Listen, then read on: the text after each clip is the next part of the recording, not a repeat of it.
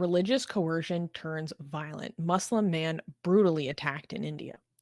A 21-year-old Muslim man, Saheb Ali Khan, was brutally attacked in Bhilwara, Rajasthan, India, underscoring the growing religious tensions in the region. Khan was forced to chant Jai Shri Ram, a slogan commonly used by Hindu nationalists, before being violently assaulted, leading to severe injuries requiring hospital treatment.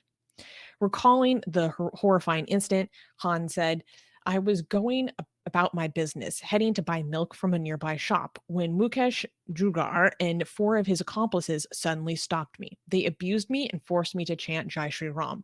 I told him he couldn't force me to chant the slogan, which enraged him. Within moments, his companions arrived with swords, bats, and iron rods, mercilessly assaulting me and targeting my head and body. Despite the violence inflicted upon him, Han bravely lodged a case against his attackers, who reportedly have a history of criminal offenses. This incident has sparked calls for better protection for Muslims and other religious minorities in the area. Wait, so nothing sparked the violence? It was just like you be a Muslim? So there was like some one way the ways that it was reported was that basically he was going about his business and he was this man intercepted him when he was just trying to go buy milk or something, and they tried to force him to chant Jai Shri Ram, and then he um initially like complied. He did the chant and then like just ran away because he was like in fear for his life. And then when he went to a nearby tea shop, and then he encountered that man again, and then he tried to confront the man who forced him to do the chant, um and basically saying like, oh, is it right that you would force that you can would compel me to recite a slogan, like, is that right, is that correct, blah blah blah. And in response, this man called him a slur, and then threatened him, and then called over his friends. And because this man was like, hey, you can't force me to do this, how dare you try to coerce me to do this, that's when the friends were called over and he was violently assaulted. He lost consciousness during the attack, and then Right. apparently the assailants assumed he was dead and then ran away once they thought that he had died. And luckily, he had a nephew that was in the area who took him to the hospital. Um, and he even says, he's like, if I hadn't managed to escape, or if there hadn't been people there, he thinks he would have been killed. And is the government taking it seriously? Like, are they looking for the people who attacked them? I'm assuming they are.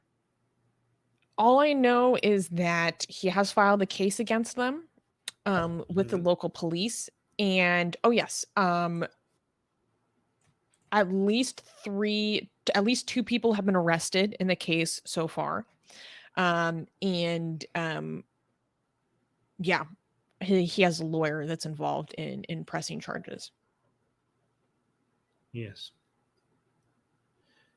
Okay. Well, and people are saying in the live chat that this is a state that is ruled by the opposition, so they're hoping for a better response. I don't know if that's fair to say. Yeah, I don't know. I mean, can I be honest about something for a second?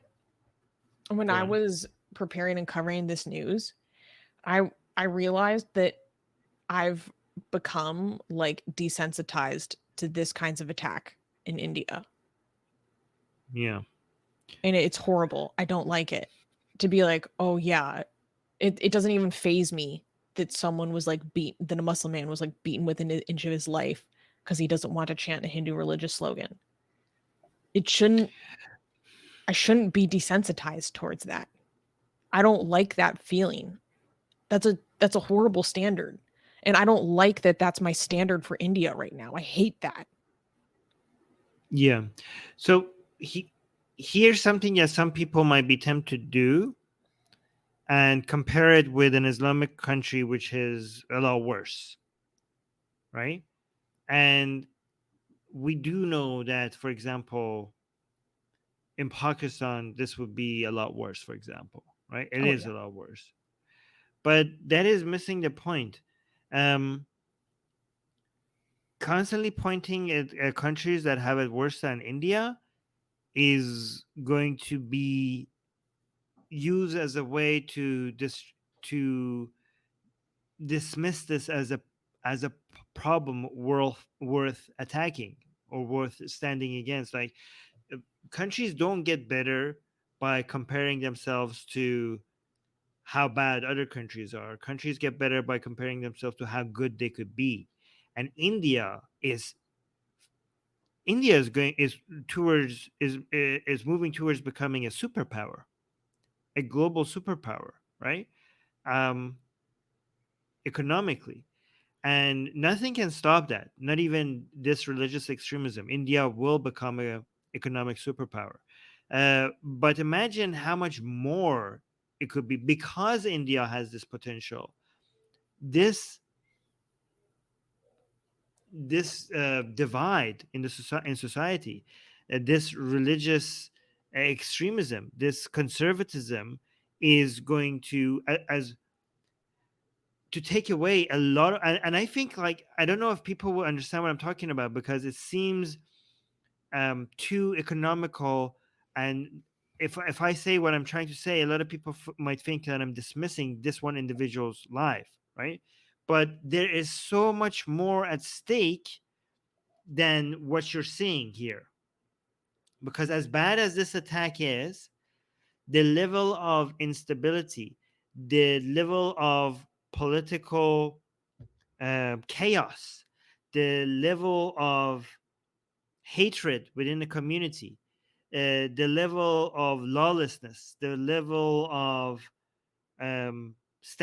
secular and liberal standards and principles that we know results in a more advanced country. Like, the reason why India is so much ahead of Pakistan is because it inherited some of these values within its constitution, and that's why it's so much farther ahead of other countries. So if anybody wants to protect India, it has to fight against this divide. It has to fight against the religiosity and the conservatism and the extremism within society and and the government.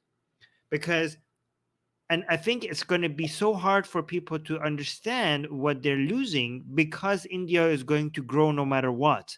So because India is going to grow no matter what, they're not going to see, they're not going to be able to realize how much more they would have grown if this wasn't part of their society.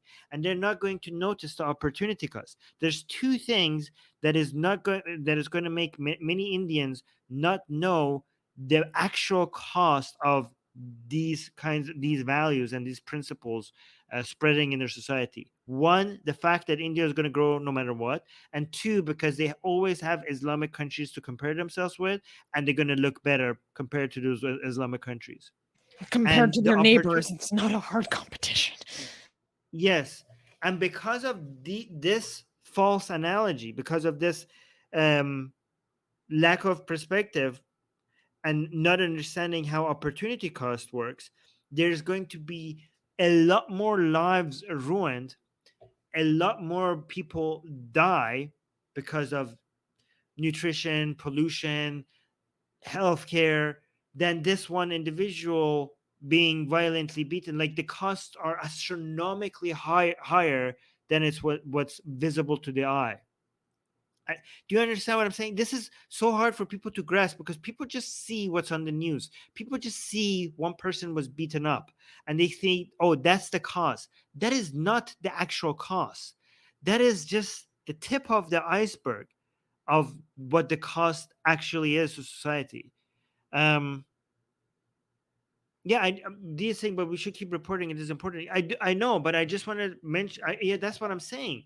I just want to say, when we report something like this, when you see when you see somebody being held and be forced to say Jai Shri Ram, and if that is an increasing trend, this one individual is not bearing all the costs. The entire society is, and I don't know the most effective way of to convey that message, to show why I'm saying that.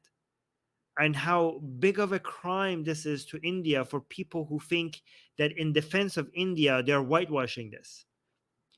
There's nothing more anti-India than to take this trend not seriously. Do you understand what I'm saying? So the people who are in the name of nationalism defending India and trying to dismiss cases like this away, they are the greatest criminals to India themselves. Anyways, I'm going to stop talking because I don't know if I have to find a better way to display this rather than just talk about it, because it is very important. Yeah. Yeah, I know what you mean though. And Chika gave a super chat. Thank you. And this is sarcastic, guys. She's saying, but at least we don't behead others. Here she is parroting the Yeah. whitewashing that Hindutva do. Yeah. Wait, were there any comments? Oh yeah, I did see some comments. I don't want. See, these are not helpful criticism. Look at this. India is a terrorist state under BJP. This is such an unhelpful way of criticizing India. India is not a terrorist state. That is nonsensical. Like, India is so much better than when some people try. This is why I some people defend India in a way that it doesn't make sense, and there are other people who criticize India in a way that doesn't make sense. What are you talking about? India is a terrorist state. It's not. What is this? Look at this. Is another comment. Dear 20-year-old youth, find other Muslim Indians. Indians unite, organize, prepare. If you don't want to be led to the coming slaughter like sheep, that is.